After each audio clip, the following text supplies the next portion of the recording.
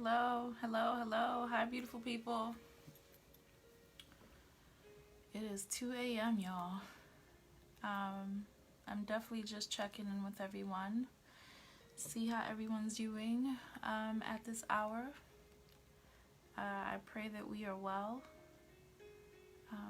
I pray that we're with family. That everyone is doing amazing. I wanted to come on for a few reasons. I had some conversations today with some folks who are not doing well in the midst of all of this going on, all of this happening. And I kept getting these words in my mind: peace in the midst of death. And so I just wanted to come on and talk with some of you.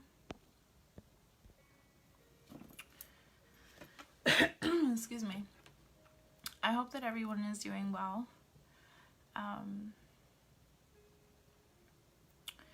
So today, I lost my godmother, or I found out that I lost my godmother, and it was really hard to hear that. You know, someone that I loved, it's not going to be here. They're not going to be here anymore. However, soon after that, I find myself in conversations with people who are struggling with so much more, and experiencing feelings of despair, experiencing feelings of suicide, right? Feelings of not wanting to live, not wanting to be here anymore. And that definitely it breaks my heart, but it gets me to thinking our mindset in death, and how we believe that things are so final. And that seems to be the problem when we're clouded, when we experience death on any level. I'm not only talking about death of like a person, right? I'm talking about this whole COVID situation. It's been death to a lot of people in the sense of we no longer have your normalcy, right?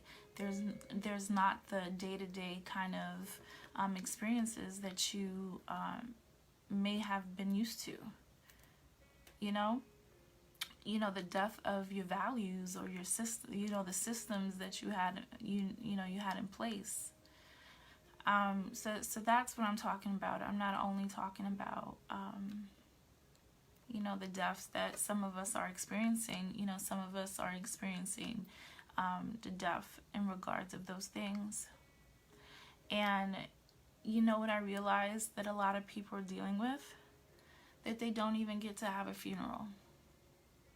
There wasn't the moment that said, okay, let me make peace with this. There was no transition. For a lot of people, it was, okay, well, this is what I'm doing from one day to another, and things changed very quickly. So kind of like, what do you do with that? What do you do with that? Some of us lose hope. We lose our vision. We give up our vision. Because feelings of hopelessness kind of drowned us down on the inside. And we can't really find solutions, right? We ask ourselves, how are we going to move on? I can tell you how I keep my peace. And that's Jesus. That's Jesus.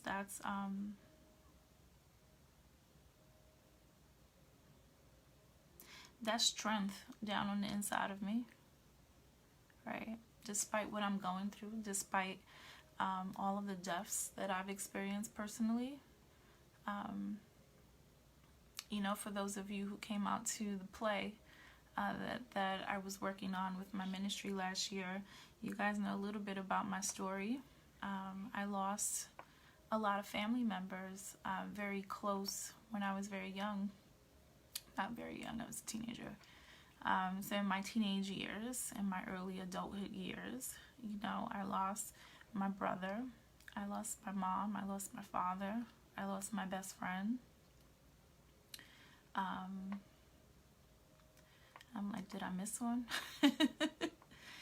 Did I miss one? I did actually. My sister committed suicide when I was about 9 years old, 8 years old, 9 years old.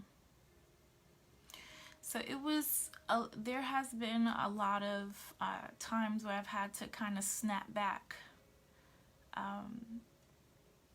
You know, my life has been a little bit of a roller coaster at times. And I have to do something called the snapback, kind of jolting myself back into reality when I find myself lost within my thoughts in terms of when I was experiencing all of those losses.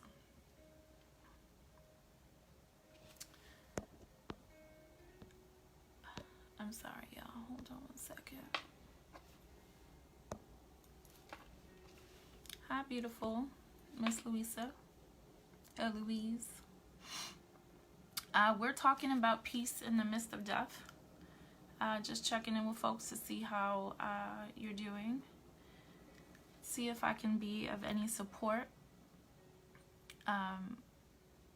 You know, we were just sharing that it's not only about the death of individuals, people losing their loved ones. It's also about losing your normalcy, losing your values, your systems, you know, the systems that you have in place. And so it can be difficult for some people during this time. Right? So anyway, I wanted to share 3 things that were put on my heart to share, if that's okay.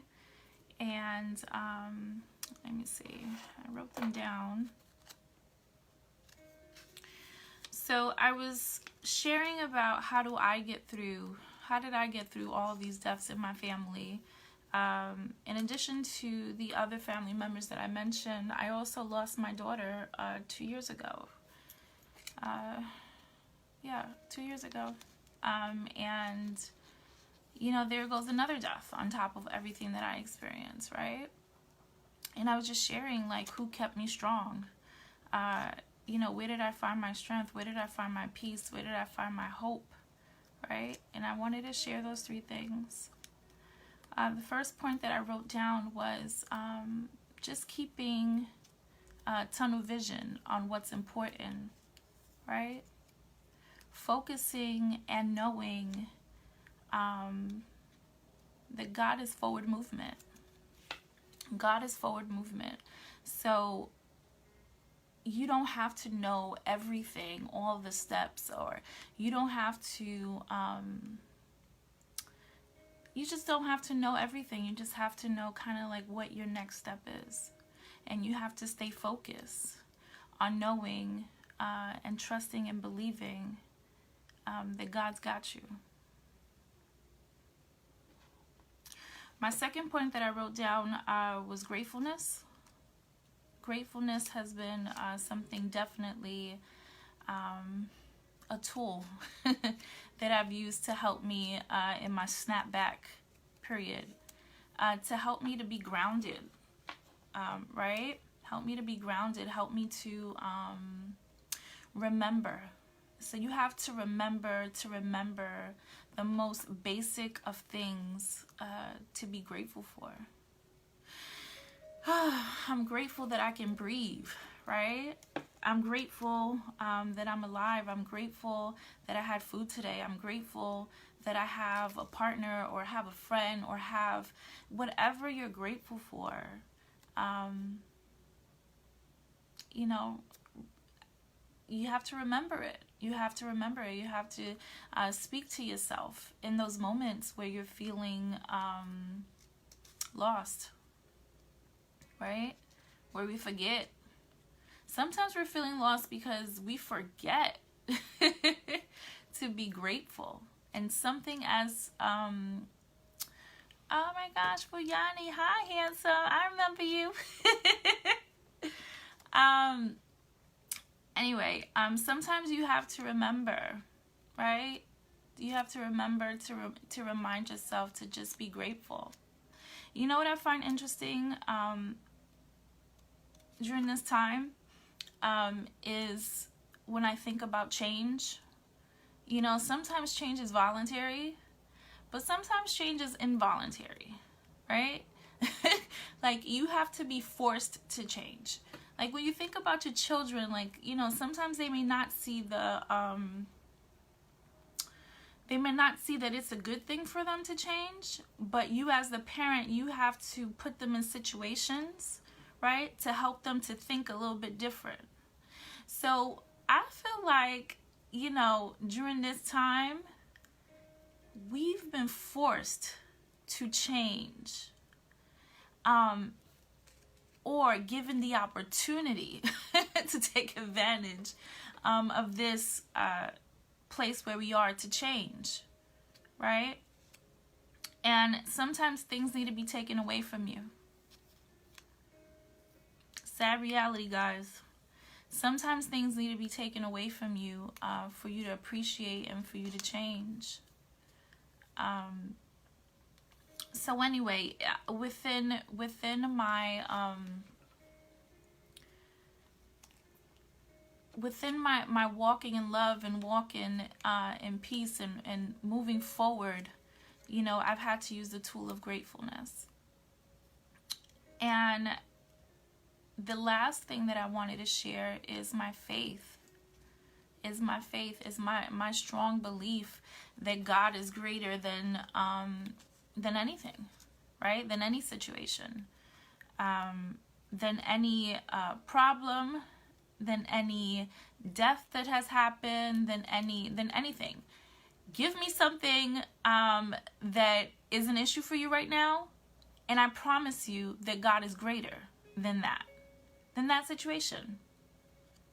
So when I think about individuals who are feeling suicidal, when I think about people who are feeling hopeless, you know, in all of these things, I strongly urge you to connect with God down on the inside of you and start to read the Bible, right? I always tell people, if you don't believe, it's okay, read the Bible. If it's just a book to you, read the Word. I promise you, you're going to mess around and get yourself blessed. You're going to turn around and get yourself blessed. And your life is going to change.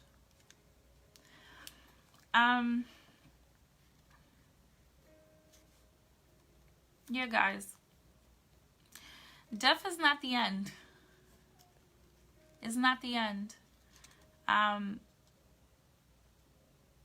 It's definitely not the end. You know, we just allow our emotions to remove our hope. And my prayer tonight is that whoever hears this needed to hear it. I just wanted to check in with you folks and just share that. And I hope that everyone is doing well. I'm sending everyone much love and light. You know, and in the midst of dealing with death in my own life, I definitely wanted to come on and be a sense of support for others. It's not always easy doing that. However, we must make a choice to make forward movements, you know, and not lose your vision and not lose the purpose that God has for you, right? All right, beautiful people. I'm praying and I'm praying for you all, and I hope that you guys have an amazing week. I will definitely be tuning in, most likely midnights. Today was a late night. My daughter was giving me a little hard time. She likes to party at night. But my hopes are to come on midnight on, for the next 30 days and just check in with folks and just share whatever has been placed on my heart to share. For those of you who do not know me, Haiti Lee Scott, founder of Love Thyself First. I'm a mental wellness coach, and I just love God, and I love, just the things, the secrets that he places on my heart to share with people, and just amazing. He's just awesome. Thank you. I appreciate you for tuning in. You're amazing. And I'm praying for you, praying for your family, and have a beautiful, beautiful night. Day for some of my friends in South Africa. Morning at that. All right, beautiful people. Have a blessed one, okay? All right, peace.